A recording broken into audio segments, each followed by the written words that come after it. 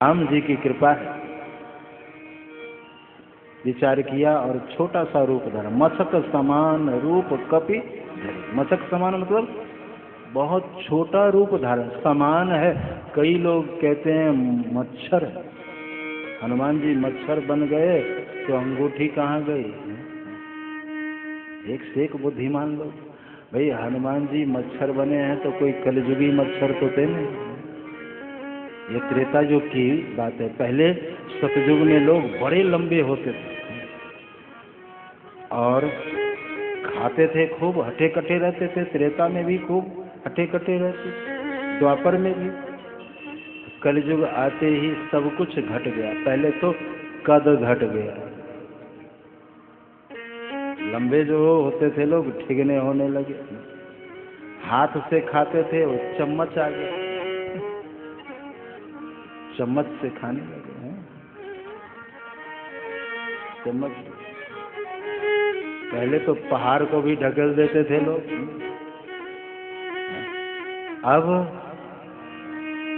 अब 5 किलो का बाट भी नहीं उठता है। दोनों हाथ से उठाए तब भी नहीं उठ पाता।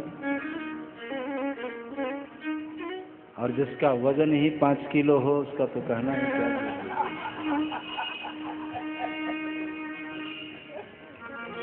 तो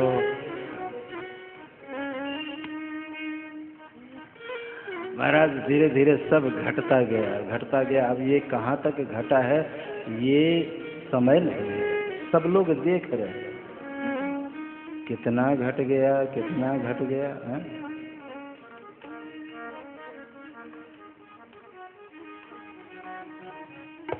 तो अब सब कुछ धीरे धीरे घटता गया। हनुमान जी मच्छर बने। मान लो मच्छर बने तो कलयुगी मच्छर नहीं थे, वो त्रेता युग के मच्छर थे। वो त्रेता युग में मच्छर भी 1-2 फुट का होता रहा होगा। तो फिर भी बात समझ में ना आए तो प्रभु मुद्रिका मेली मुख माही, जलधि लांघि गए अचरज नाही। मुद्रिका मुख में डाला तो वो तो चैतन्य मुद्रिका थी। जैसे जैसे हनुमान जी छोटे होते गए मुद्रिका भी छोटी होती। और जैसे दुर्ग के द्वार पर गए रोक लिए गए। कितनी ऊंची व्यवस्था रावण की थी। जैसे हनुमान जी एक तो सबसे छोटा रूप धारण किए और वो पकड़ लिया। कहा जाने से नहीं मरम सच मोर, जाने से नहीं मरम सच मोर, आहार जहाँ लगी चोरा, मोर आहार जहाँ लगी चोरा। मुठिका एक महाकपिहानी, मुठिका एक महाकपिहानी, रुधिर बमत धरनी धनवानी, रुधिर बमत धरनी धनवानी। उन्हीं संभारी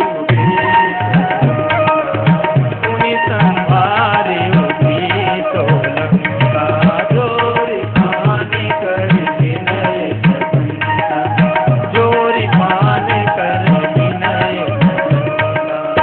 प्रविष्ट नगर की सबका, प्रविष्ट नगर की सबका, हृदय राखी को दलपुर रागा, हृदय राखी को दलपुर रागा। हनुमान जी जैसे दुर्ग में प्रवेश करने लगे रावण की व्यवस्था इतनी तगड़ी थी कि हनुमान जी पकड़ लिए गए। और एक राक्षसी ने कहा कि जाने से नहीं मरम सठ मोरा, मेरे मरम को नहीं जानती है, मैं चोरों को खाती हूँ। हनुमान जी ने देखा कि सबसे बड़ा चोर है रावण, जो जानकी जी का अपहरण किया उसकी तो तू नौकरानी है, जिसे खाना चाहिए उसे खाती नहीं, और मैं रामदूत हनुमान मेरे को खाएगी। बस मुठिका एक महाकपिहानी, पपात सहसा भूमौ धरनी धनमणि। वाल्मीकि जी ने भी यही कहा है। गोस्वामी जी तो अनुवाद करते हैं, पपात सहसा भूमौ रुधिर बमत धरनी धनमणि। और फिर बाद में रुधिर निकलने के बाद रक्त निकल गया तो विरक्तों की भाषा बोलने लगी। विरक्तों की भाषा बोली, आज हमारा पुण्य साथ दिया, देखे उन्हें राम कर दूता, अब तो आप जरूर कार्य करेंगे। प्रविशी नगर की जय सब काजा, हृदय राखी कौशलपुर राजा। राक्षसी थी लेकिन सत्संग का फल तो देखो, हनुमान जी के संग का फल तो देखो। यहाँ काक होई पिक बकऊ मराला, जो राक्षसी भाषा बोल रही थी वो उसमें बदलाव आ गया। बदलाव क्यों आया कि हनुमान जी ने उसको आशीर्वाद दे दिया, संत का स्पर्श हो गया। कहते हैं हनुमान जी ने उसके सिर के ऊपर मारा नहीं, आशीर्वाद दिया। और संत मारते नहीं, आशीर्वाद देते। आशीर्वाद पीठ पर अगर लगा दिया तो पाप का स्थान पृष्ठ भाग में होता है। जिसके ऊपर अति अनुग्रह करते हैं उसका सिर पकड़ लेते हैं, उसके पापों को समाप्त कर देते हैं और तब वो भाषा बोलते हैं। संत के संग का, उसके स्पर्श का कितना लाभ मिला है लंकनी को। कहते हैं कि श्री हनुमान जी अपने जिन कोमल करारविंदों से श्री ठाकुर जी के चरणारविंदों का संवाहन करते थे, वही हस्तारविंद लंकनी के ऊपर लगा। जो ठाकुर जी की सेवा कर रहे हैं इन हाथों से, कुछ न कुछ असर तो होगा उसमें, बदलाव आ गया। और उसने कहा कि ठाकुर जी को हृदय में धारण करके दुर्ग में प्रवेश करोगे तो काम बन जाएगा। क्या मतलब? कोई भी कार्य करने जाओ, भगवान को आगे करो। मकान बनाओ, पहले भगवान के लिए उसमें स्थान बनाओ, मंदिर बनाओ, पहले भगवान को पधराओ, उसके बाद गृह प्रवेश करो। देखो उस घर में हमेशा शांति बनी रहेगी। लोग करते हैं क्या, पहले अपने चले जाते हैं और बाद में भगवान को, और भगवान को रखना भी कहाँ, तो सीढ़ियों के नीचे, जहाँ कूड़े कचरे कबारे डाले जाते हैं।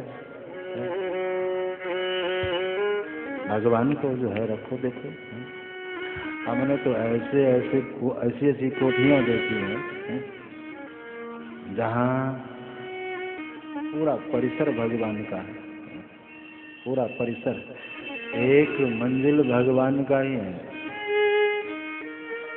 और भगवान के सोने का रेट जो है वो कम से कम 2-2.5 लाख से कम का नहीं होगा। एक रेट। अब मैं वो सब सभी जगह जाना होता है, सभी जगह चरण डालने होते हैं।